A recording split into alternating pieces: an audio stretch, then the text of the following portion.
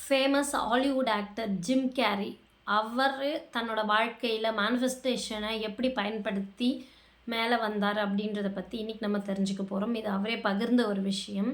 அவர் வந்து second grade படிச்சுட்டு இருக்கும்போது அவங்களோட டீச்சர் ஒருத்தங்க, நான் போய் எப்போவுமே ப்ரே பண்ணுவேன், அதுக்கு பதில் என்ன தரணுமோ அதை தரேன்னு சொல்வேன், என் வாழ்க்கையில் நான் நினைக்கிறது அத்தனையும் கிடைக்கும் அப்படின்னு சொன்னாங்களாம். இவர் அப்போ கடைசி பெஞ்சில் உட்காந்துட்டு அப்படியா அப்படின்னு முடிவு பண்ணிவிட்டு அன்றைக்கே போயிட்டு அவரும் இந்த மாதிரி ஒரு ஸ்பீச் ப்ரிப்பேர் பண்ணி கடவுள்கிட்ட, எனக்கு இந்த மாதிரி பைக்கு தேவைப்படுது, எங்கள் அப்பாவால் இப்போ அதை வாங்கி கொடுக்குற சூழ்நிலை இல்லை அப்படின்னு சொல்லிட்டு தினமும் பண்ண ஆரம்பிக்கிறாரு. அப்போ அவர் வந்து உண்மையாக நம்பிக்கையோடு பண்ணுறாரு. 2 வாரம் கழித்து அவருக்கு அவரோட வாசலில் அவர் நினச்ச மாதிரி அவருக்கு பிடிச்ச ஒரு பைக் வந்து அவங்க அப்பார்ட்மெண்ட்டில் இருக்குது.